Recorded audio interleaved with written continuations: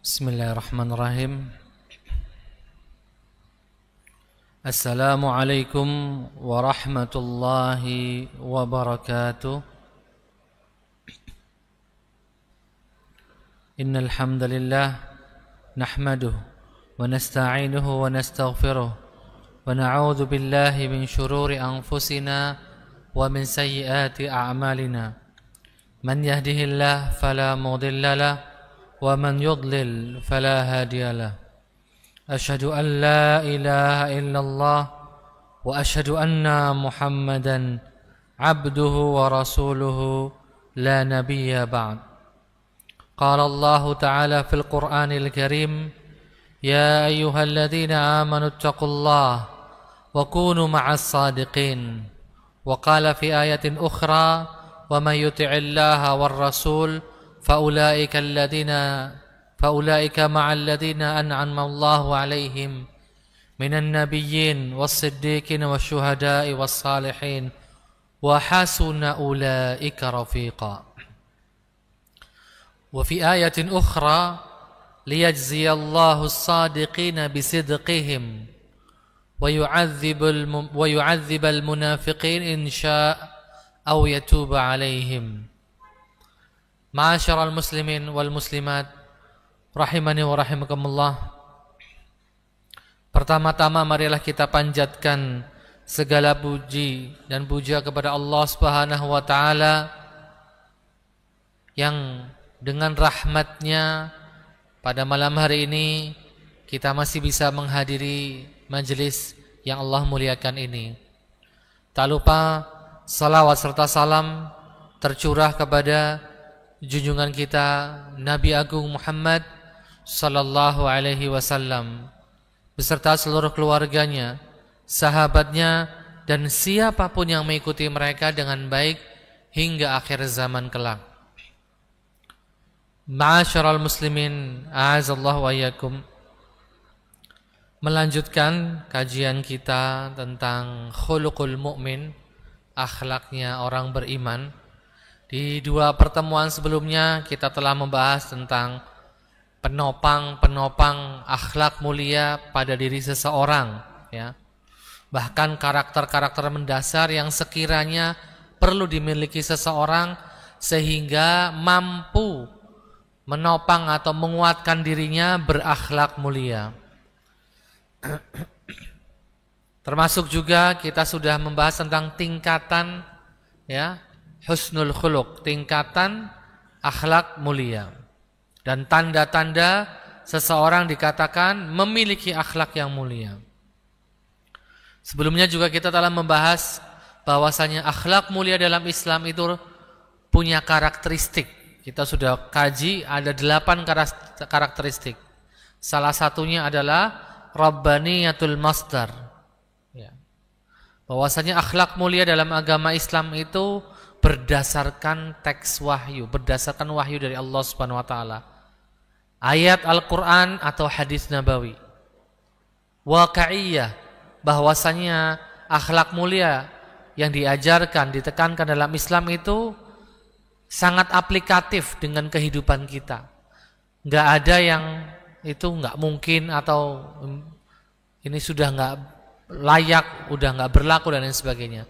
Semuanya masih layak. Ma'asyiral muslimin, a'azallahu wa iyyakum. Begitu juga karakteristik yang lain bahwasanya akhlak mulia dalam Islam merupakan sesuatu yang nantinya akan diberi ganjaran pahala oleh Allah Subhanahu wa taala. Ya, tadi siang di kesempatan khutbah ini kami juga mengangkat sebuah hadis, innal mar'a la yudrik bi husni khuluqihi darajatas saimil qaim. Bahwasanya ketika seseorang mampu memiliki akhlak mulia, akhlak mulianya itu akan ditimbang. Dan timbangannya itu akan sangat berat. Sampai Nabi menegaskan saking beratnya ini bisa membalap pahala-pahala orang yang rajin puasa sunnah ataupun rajin qiyamul lail. Dari redaksi hadis ini saja, ini menandakan bahwasanya kita sebagai seorang muslim tidak boleh meremehkan, mengesampingkan masalah akhlak. Karena itu nilainya besar di hadapan Allah Subhanahu wa taala. Dan karakteristik-karakteristik lain yang sudah kita bahas di pertemuan sebelumnya. Mulai malam hari ini kita akan memasuki satu persatu akhlak mulia yang diajarkan oleh agama kita. Yang pertama adalah as-sidqu, kejujuran. Allah Subhanahu wa taala memerintahkan orang-orang beriman untuk selalu jujur dan bersama orang-orang yang jujur. Bahkan Allah mengkhususkan sebuah kenikmatan bagi orang-orang yang mampu menjaga kejujuran mereka terus. Di surat At-Taubah ayat 118 Allah Subhanahu wa taala berfirman, "Ya ayyuhalladzina amanu taqullaha wa kunu ma'as shadiqin." Hai orang-orang yang beriman, jagalah ketakwaan kalian. Wa kunu ma'as shadiqin, dan teruslah bersama orang-orang yang shadiqin, orang-orang jujur. Bahkan di ayat lain Allah menegaskan, "Man yuti'illah wa rasul fa ulaika alladziina an'amallahu 'alaihim." Barang siapa yang mentaati Allah dan Rasulnya, maka orang-orang tersebut akan digabungkan ke orang-orang yang Allah beri nikmat. Siapa mereka? Para nabi, orang-orang yang jujur, siddiqin, orang-orang syuhada, ini orang yang meninggal mati syahid ya, wassalihin, dan orang-orang saleh, wa hasuna ulaika rafiqa, dan itulah sebaik-baik tempat bagi mereka. Ma'asyiral muslimin, a'azallahu wa iyyakum, dan Allah membersamai orang-orang yang jujur ya. Fa innallaha ma'as shadiqin, karena Allah selalu bersama orang-orang yang jujur. Maka betul sekali orang yang berani jujur itu hebat. Dan katakan jujur, katakan benar apa adanya, walaupun terkadang itu pahit. Ikhwatul iman, a'azallahu wa iyyakum. Dan Allah Subhanahu wa taala ketika mengabarkan tentang orang-orang yang sering melakukan kebaikan, memuji mereka ya, dengan berbagai macam karakter yang ada pada diri mereka, seperti iman, Islam, sedekah, dan kesabaran ya. Dan Allah mendeskripsikan mereka sebagai ahlus sidqi ya, orang yang selalu berusaha jujur ya.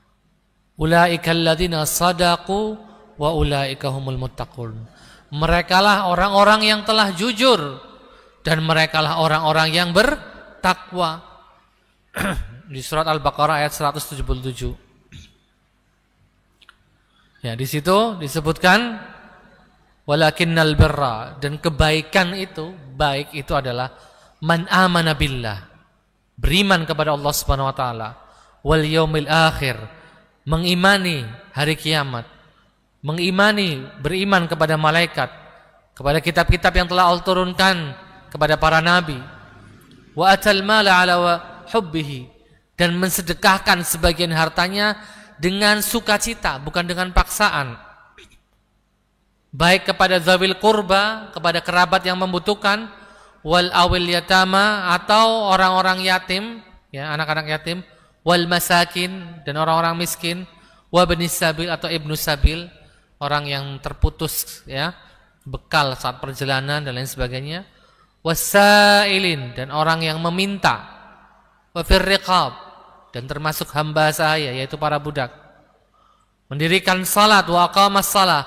wa ataz zakah, menunaikan zakat, wal mufuna bi ahdihim, dan menepati janji mereka ketika mereka berjanji, wassabirina fil ba'sa'i wad dharra, dan mereka selalu sabar dalam kondisi susah maupun senang, tetap sabar. Ketika bahagia mampu sabar, misalnya kondisi lapang rezekinya sabar, pas lagi sehat sabar, pas lagi sakit juga tetap bisa sabar ya.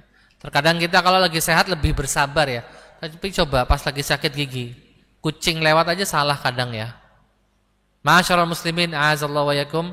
Kemudian di akhir ayat Allah menegaskan, Ulaikal ladzina shadaqu. Tuh mereka yang jujur. Nah, dari sini kejujuran bisa kita lihat dengan amalan-amalan yang zahir, yang nampak. Dan kejujuran ini asas dari keimanan kita. Sedangkan dusta asas dari kemunafikan.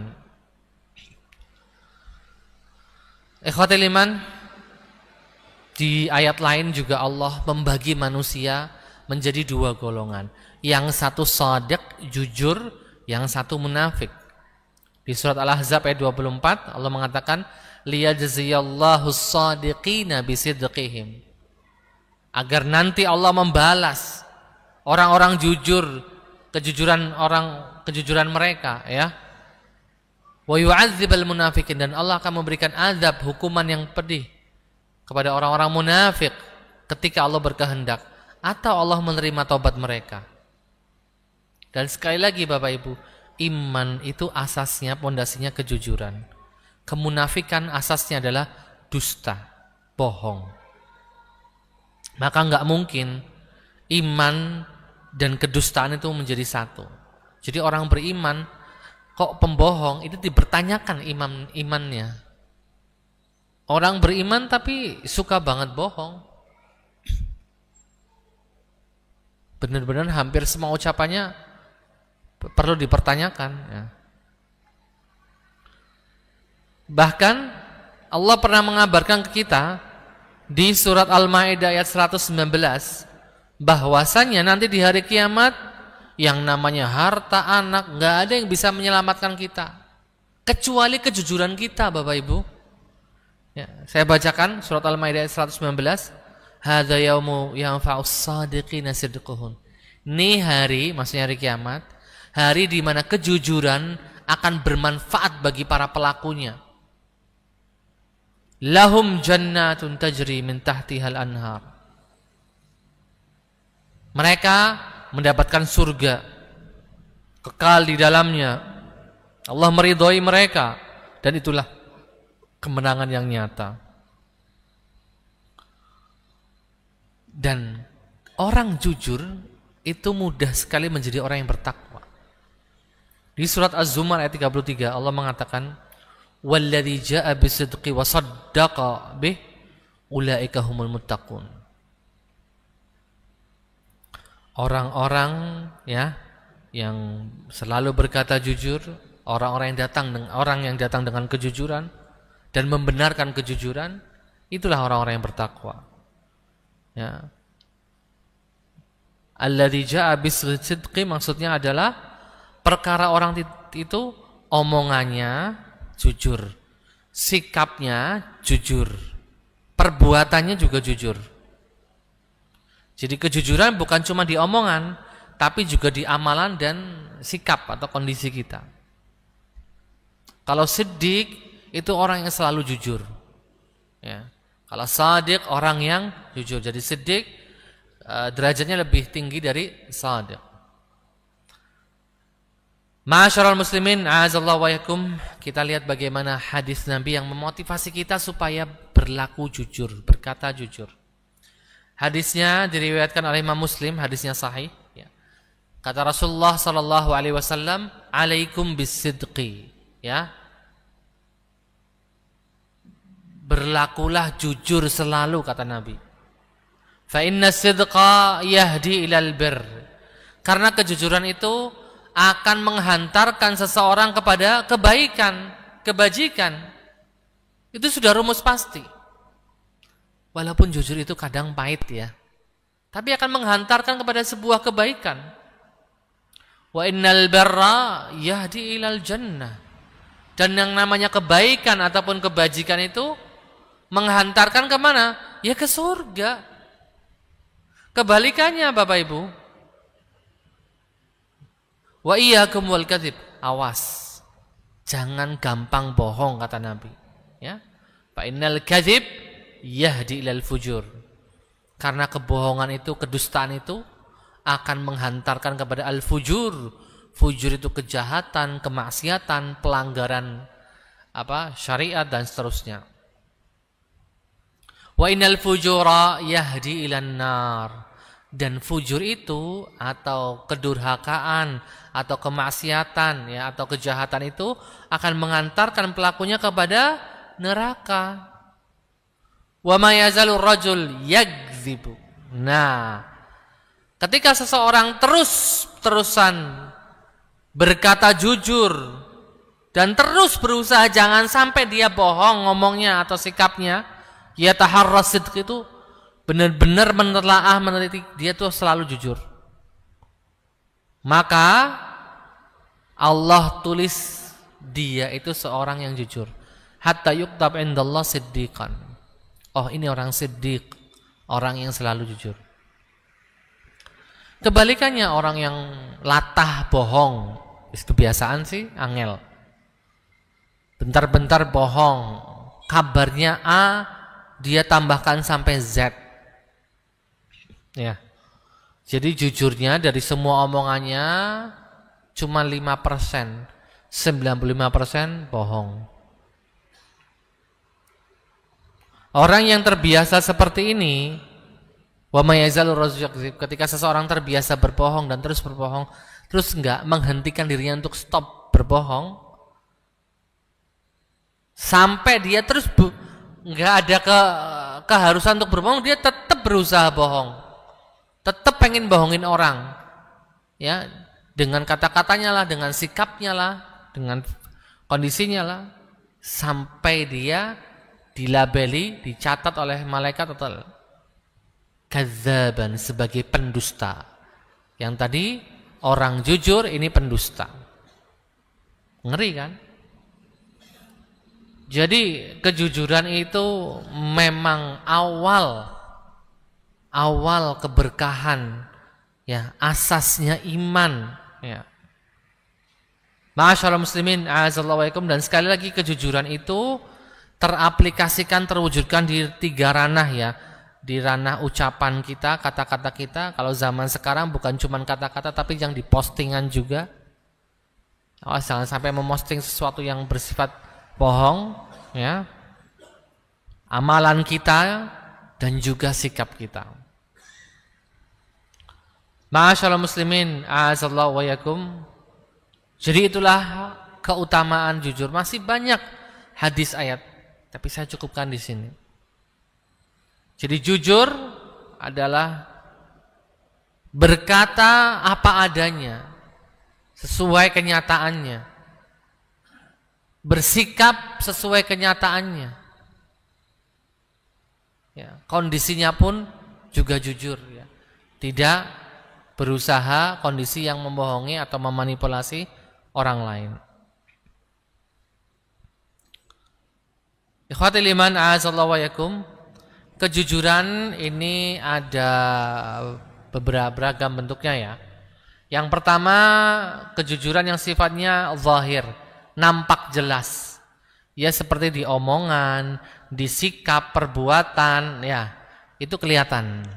Ini kelihatan jujur omongannya, jujur perbuatannya, sikapnya, bukan penipu gitu ya. Bukan tukang ngibulin, tukang bohong ya. Yang kedua, kejujuran yang batin. Ini enggak kelihatan. Hanya dirinya dan Allah yang tahu. Huwa sidqul afkar wan nawaya wal i'tiqadat. Kejujuran dalam hal ideologi, pemikiran, niat dan akidah, keyakinan. Itu semuanya tempatnya di jiwa, di hati seseorang. Dan yang tahu siapa? Ya dirinya sendiri dan Allah Subhanahu wa taala. Kalau bicara masalah kejujuran, apa sih yang bisa menjadikan kita jujur? Apa Mas kira-kira? Yang pertama, yang menggerakkan seseorang berkata jujur atau bersikap jujur adalah ad-din, agama itu sendiri. Karena agama kita memerintahkan kita supaya menjadi orang yang jujur. Sudah pasti. Dan yang menggerakkan kita, yang paling utama menggerakkan kita supaya jujur gitu ya, nggak bohong, ya sudah agama. Kita ngerti faedahnya apa orang bersikap jujur. Walaupun itu pahit. Yang kedua yang bisa menggerakkan dan mendorong kita untuk berkata jujur, bersikap jujur adalah al-aqlu, akal sehat kita, nalar logis kita. Iyalah ini kayaknya masa kita bohong terus sih, benar-benar. Iyalah baiknya jujur aja udah. Dan orang jujur tuh lebih plong hatinya. Bohongin orang itu nggak nyaman hidupnya. Ya kalau cuman bohongin 1-2 orang. Kalau bohongin senegara, itu gimana dosanya ya? Nggak kebayang saya. Ikhwatil iman a'azzalaikum. Yang ketiga yang bisa mendorong seseorang mampu memiliki karakter jujur adalah al-muru'ah, harga diri, ya, atau kehormatan diri. Dia merasa risih kalau berbohong. Dia merasa risih kalau memanipulasi data. Hatinya nggak nyaman. Dia nggak ngomong ini, nggak ngomong bohong, tapi data yang dia susun itu bohong semuanya. Terus di-share ke masyarakat. Oh ini kemajuan kita. Ternyata omong doang, omong kosong, bohong, manipulasi data. Itu contoh. Ya. Jadi kalau orang masih punya muru'ah, kehormatan diri, insya Allah dia itu akan merasa nggak nyaman dengan kebohongan atau dusta yang ia telah ciptakan. Yang keempat, yang bisa mendorong seseorang memiliki sikap jujur atau perilaku jujur adalah hubbut tahalli bisidqi, keinginan dari diri sendiri, kepengin menjadi orang jujur. Karena dirinya mencintai, suka sama semua hal yang jujur. Nggak suka dibohongin. Ya kan Pak, suka nggak dibohongin? Ya, lebih baik berkata jujur sama kita, walaupun terkadang dengarnya kurang nyaman, daripada dibohongin. Ma'asyiral muslimin, a'azallahu wa yakum. Maka para ulama mengatakan awid lisanaka qaula sidqi tahzabih. Innal lisana lama awwadta mu'tadun. Biasakanlah berkata jujur, kata para ulama. Nanti kamu bakal beruntung. Kalau biasa bohong, bakalan buntung hidupnya. Tapi kalau jujur bakal beruntung dan berkah. Innal lisan lama awwadta mu'tadu. Sesungguhnya lisan ini kalau dibiasakan ngomong jujur, ditahan kalau mau ngomong bohong, mu'tad kata para ulama, maka dia akan terbentuk menjadi lisan yang jujur, anti ngomong bohong. Karena terus dipaksa dibiasakan sih, jadi sampai ketika ada beberapa mawaqiful haya atau kejadian peristiwa yang dihadapkan pada dirinya, dia akan berkata jujur apa adanya. Ma'asyiral muslimin a'azzallahu, jujur ini apa faedah yang didapat? Yang jelas yang pertama adalah Allah akan memberikan pelaku jujur itu al-hudu'un nafsi, ketenangan jiwa dan tumakninah hati. Apa ya? Ketenangan hati. Kata Imam Al-Hasan Ibn Ali radhiyallahu anhu, aku ingat banget kata Rasulullah SAW, da' ma yuribuka ila ma la yuribuk.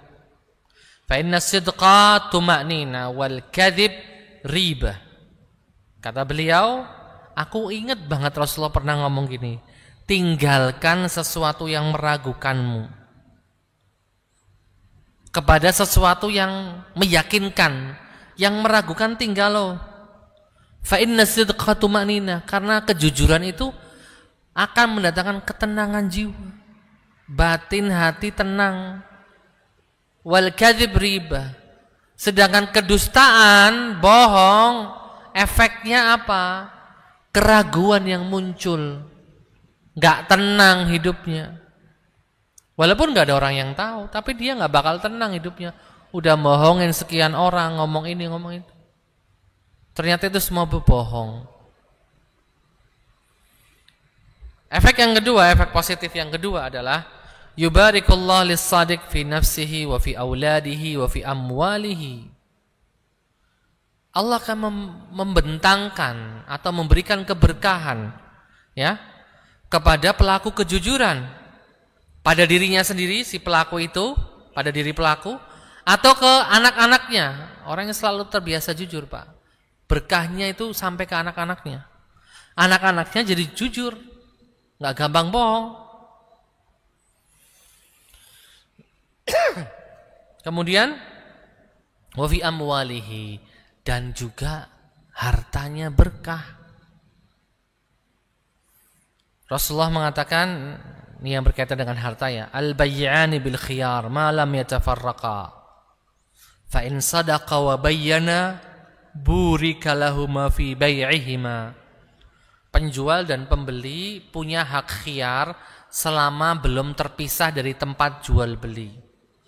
Kalau mereka berdua jujur, penjual jujur ngomongannya, pembeli juga jujur, dan sama-sama menjelaskan kenapa saya jual ini harga sekian, pembeli juga kenapa kepengennya harga sekian, sama-sama jujurnya dan sama-sama menjelaskannya. Kata Nabi, burika lahuma fi bai'ihima, mereka akan diberkahi karena akad jual beli tersebut yang memang dilaksanakan dengan kejujuran. Wa in kadzaba wa katama, tapi kalau kedua belah pihak bohong, saling menyembunyikan sesuatu, kata Nabi, muhiqat barakatu bai'ihima, keberkahan transaksi mereka dicabut, akadnya jual belinya nggak berkah. Itu efek luar biasa sikap jujur Bapak Ibu. Yang berikutnya,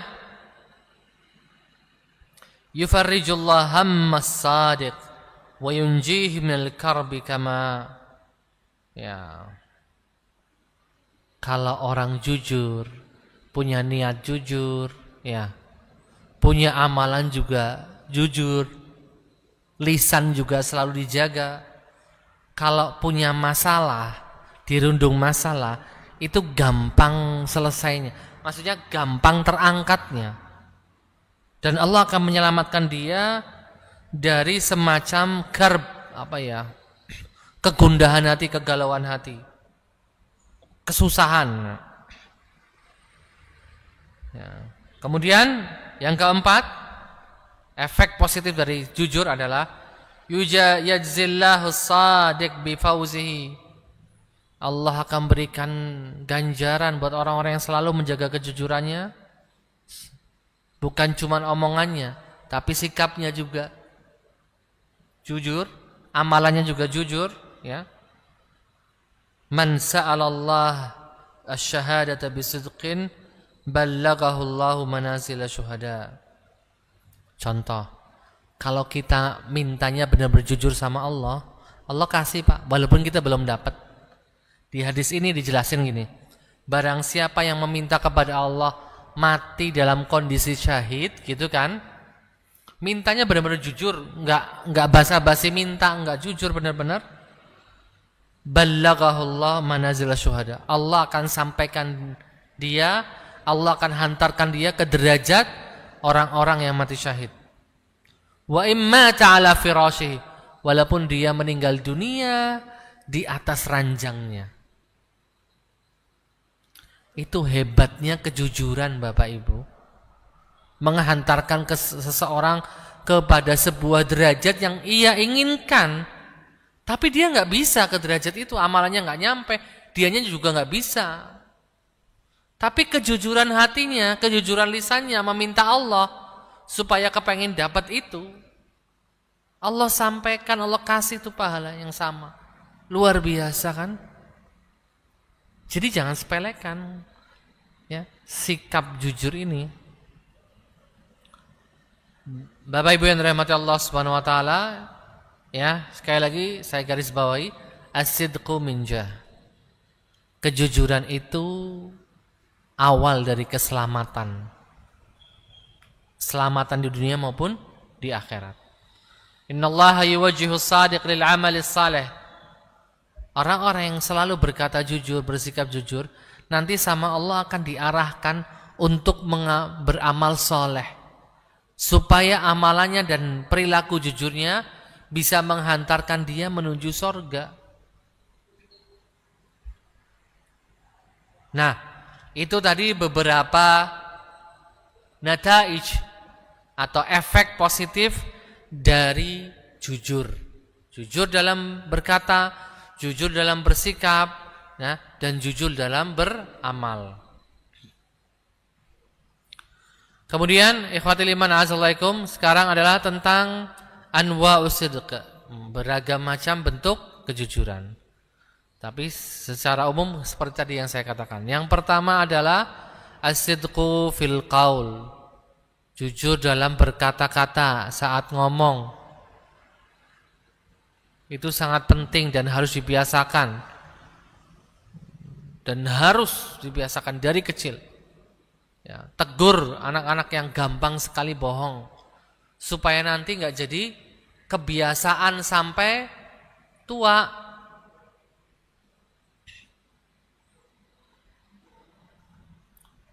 Ma'asyara muslimin, a'azallahu wa yakum. Berkata Fudail bin Iyad, "Ma min madaghatin ahabbu ila Allah min lisanin saduq, wa ma min mudghatin abghad ila Allah min lisanin kadzub." Ya. Beliau menggambarkan bahwasanya lisan yang selalu jujur itu sangat dicintai oleh Allah Subhanahu wa taala. Sedangkan Abu Sufyan mengatakan ij'alis sidqa matiyataka wal haqqu sayfuka wallahu ta'ala ghayah talabika. Jadikanlah kejujuran itu kendaraanmu dan kebenaran itu senjatamu, dan Allah sebagai tujuan semua permintaanmu. Maka barang siapa yang wasilahnya, caranya juga jujur, maka dia bukan hanya mendapatkan apa yang ia inginkan, tapi juga mendapatkan keridhaan Allah Subhanahu wa taala.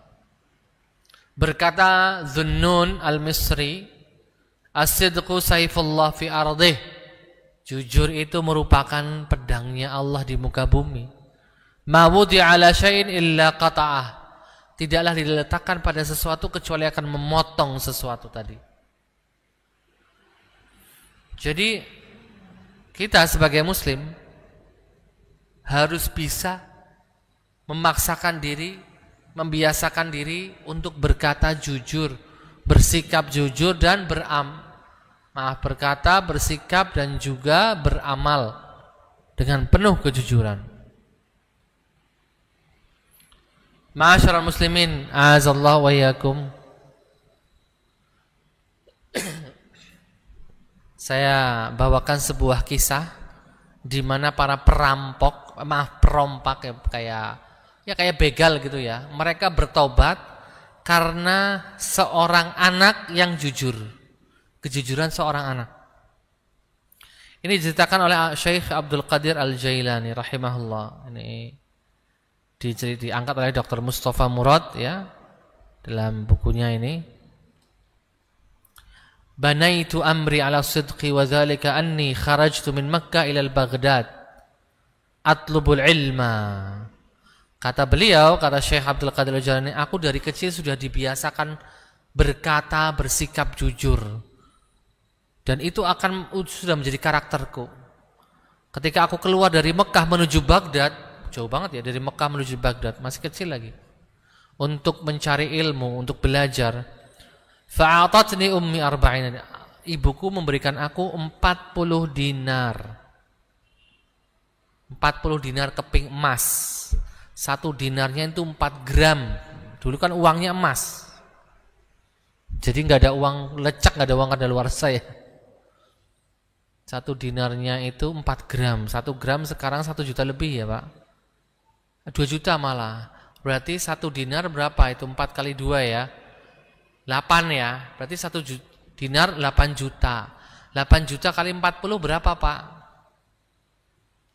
Hah? Itu uang yang dibawa anak kecil tadi. Oke? Dan ibunya selalu, "Mas, kamu harus selalu jujur loh ya mas." Ya sudah Bu, insya Allah aku akan selalu jujur. Sampai dia ke negeri atau daerah namanya Hamdan atau Hamdan.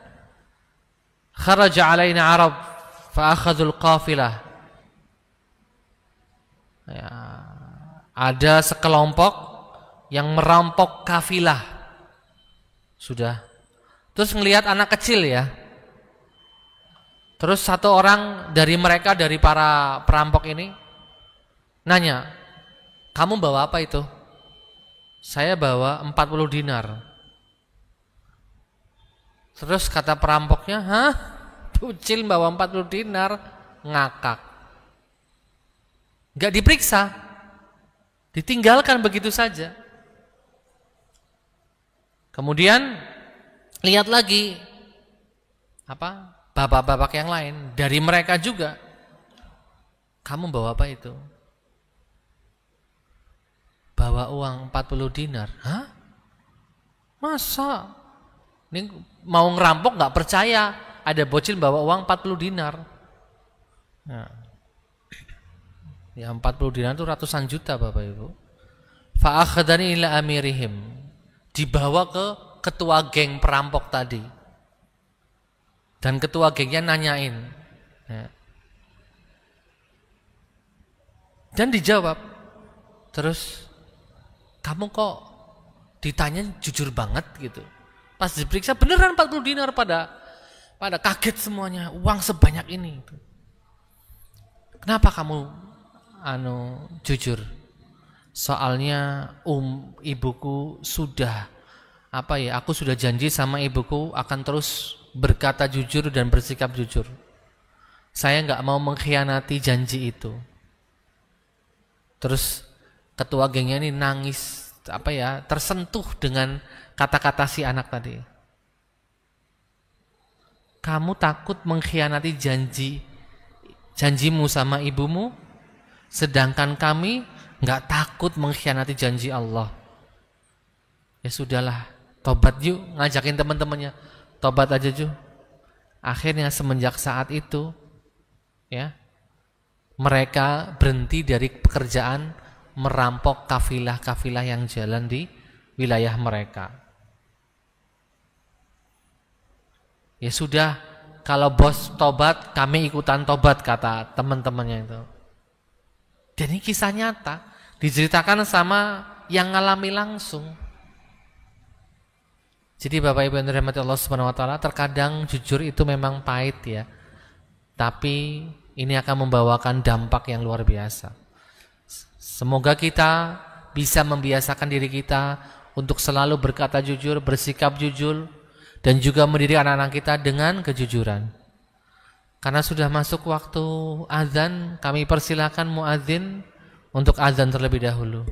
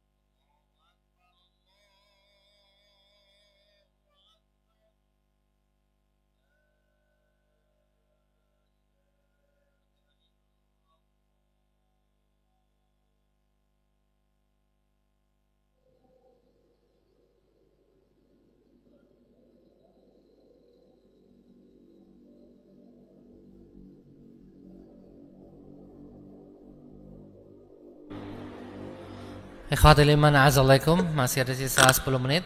Ada pertanyaan? Silahkan dibacakan. Assalamualaikum warahmatullahi wabarakatuh. Pertanyaan dari live YouTube. Ustadz, kenapa kalau kita harus jujur terus berbuat bohong itu dosa? Kenapa ada bohong yang diperbolehkan?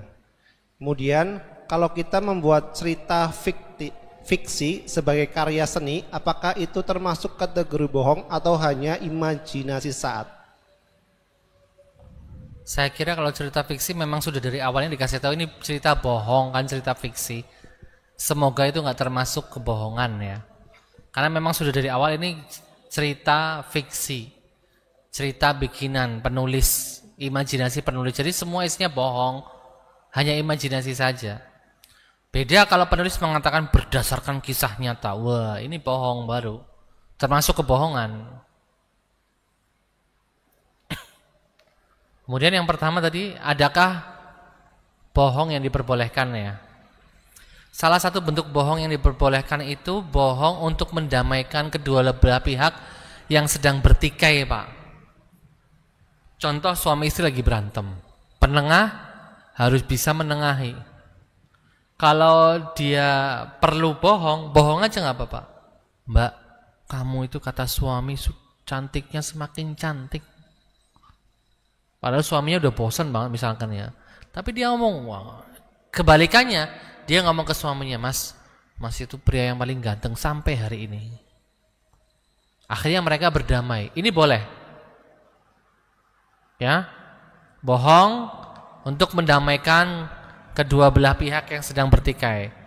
Itu di level rumah tangga, di level dua suku yang bertikai atau dua kelompok yang bertikai, boleh ya. Sedikit tambah bohong boleh untuk perdamaian. Contoh lain kebohongan yang diperbolehkan adalah ketika peperangan, khida, memberikan tipu muslihat. Ketika ditanya pihak musuh, berapa pasukanmu? Sebenarnya cuma 1.000, jawabannya 10.000. Wah, biar musuh dan gentar gitu, boleh. Itu trik peperangan, boleh. Biasanya kan obor dinyalakan di malam hari sejumlah pasukan. Pasukannya 1.000 tapi menyalakan 2.000 obor misalnya. Jadi lebih banyak lagi. Boleh, itu triknya. Itu beberapa kondisi di mana seseorang boleh bohong ya. Selain itu, wallahu a'lam bishawab. Ada 3. Ma'asyiral muslimin, a'azallahu wa yakum. Sekarang kita masuk ke poin bagaimana melatih diri kita supaya jujur. Kata Imam Hasan al-Basri, in aradta an takuna ma'as sadiqin, kalau kamu ingin bersama orang-orang yang jujur, fa'alaika bizzuhdi fid dunya, maka engkau wajib berzuhud terhadap dunia, wal kaffu an ahli millah, dan menahan diri dari mengikuti orang-orang kafir. Jadi imanmu jujur, mazhar kamu sebagai muslim juga jujur ya. Nah, itu tips dari Imam Hasan al-Basri. Intinya kita harus membiasakan, harus memaksa diri. Mau bohong, stop. Termasuk postingan, share apa itu, jangan yang bohong-bohong ya. Bercanda aja nggak boleh bohong. Kan ada himbauan dari Nabi, usahakan kalau bercanda itu nggak perlu pakai kebohongan. Ikhwatul iman a'azzalaikum, dusta asalnya memang haram, nggak boleh. Dan tadi sudah ditanyakan dalam kondisi apa dusta itu diperbolehkan. Yang jelas dalam kondisi ada kebaikan atau maslahat besar dengan kedustaan itu, yang berefek ke kehidupan seseorang atau masyarakat atau keluarga ya. Kalau lihat hadis ada 3, saya bacakan hadisnya. Ar-rajul yuslihu bainan nas, yaqulul qawla wa la yuridu bihi illa al-islah. Ya, yang tadi mendamaikan antara manusia, antara dua geng, antara dua kubu misalnya. Warrajul yaqulu fil harbi Waktu perang boleh, ya misalnya ditanya pasukanmu berapa, ini berapa. Warajul yuhadditsu imra'atahu wal mar'ah tuhadditsu zaujaha. Dan seorang laki-laki yang berbicara kepada istrinya tentang istrinya, oh kamu ini nggak ada yang lebih cantik dari kamu, padahal dalam hatinya wakeh gitu. Boleh ngomong seperti itu. Karena apa? Nanti banyak efek positif ya dalam rumah tangga itu. Sebaliknya, ya, istri juga berkata seperti itu. Rakhasan Nabiyyu sallallahu alaihi wasallam min al-kadhib fi thalatha. Nabi memberikan rukhsah atau kayak ya keringanan, bolehlah bohong di 3 tempat tadi ya. Ketika berperang, ketika mendamaikan 2 kubu, 2 kelompok, dan perkataan seorang lelaki kepada istrinya atau kebalikannya ketika ingin mengademkan, karena kalau nggak adem-adem nanti bisa perang dunia dalam rumah ya. Jadi perlu itu, dan itu dibolehkan. Masyaallah muslimin azallahu wa yakum. Para ulama juga ingat ya, nggak langsung serta-merta boleh enggak, tapi mereka memberi catatan bolehnya itu kalau bohongnya menimbulkan maslahat, bukan malah menimbulkan keruwetan baru. Ya lebih baik jujur berarti. Di 3 posisi tadi loh, di 3 kondisi tadi harus memastikan bahwasanya kebohongan yang akan dilakukan itu benar-benar akan mendatangkan kemaslahatan yang benar-benar akan dirasakan oleh pihak-pihak yang terkait. Masyaallah muslimin azallahu wa yakum. Dan kalau berbicara tentang masalah ini panjang kali lebar ya. Nanti ada tauriyah lah, ada apa, macam-macam ya. Intinya kita sebagai orang jujur ya wajib menjaga amanah. Di antara bentuk kejujuran pada diri kita apa? Harus bisa menjaga amanah. La imana liman la amanata lahu. Enggak punya iman kalau orang enggak bisa jaga amanah. Wala dina liman la ahda lahu. Dan seolah dia enggak punya agama kalau enggak bisa memenuhi perjanjian, komitmen dengan perjanjian. Jadi orang yang diberi amanah harus benar-benar bisa menjalankan amanah itu, mengemban amanah itu dengan baik. Dan kalau orang sudah komitmen dengan sebuah perjanjian, ya harus komit, enggak boleh enggak. Itu wujud kita orang jujur gitu ya. Dan ikhwatil iman, sekali lagi ya, pahala kejujuran itu adalah surga. Posisi yang nikmat. Jadi kita jangan sepelekan masalah jujur ya. Masalah bohong, apa kebiasaan bercanda anak-anak kita. Jangan ya. Jangan ya. Bercanda boleh silakan, tapi jangan dengan kedustaan.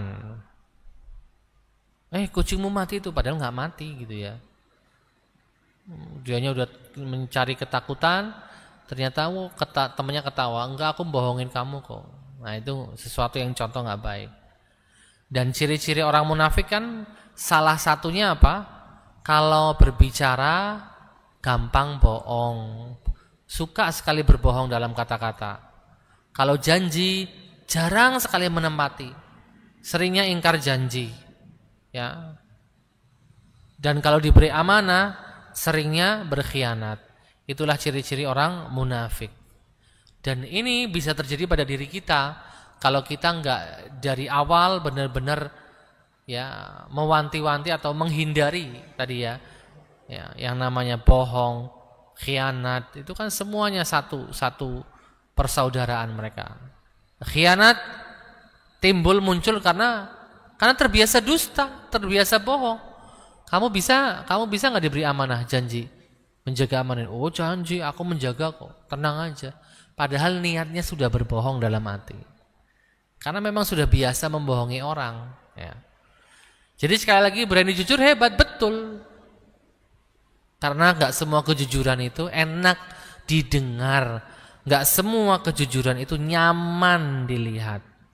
Ya, wallahu alam bisawab. Saya cukupkan sampai di sini. Tidak ada pertanyaan lagi ya. Insya Allah udah jelas. Terima kasih atas perhatiannya. Mari kita tutup pertemuan malam hari ini dengan bacaan hamdalah dan doa kafaratul majlis. Alhamdulillahirabbil alamin. Subhanakallahumma wa bihamdika asyhadu an la ilaha illa anta astaghfiruka wa atubu ilaik. Wassalamualaikum warahmatullahi wabarakatuh.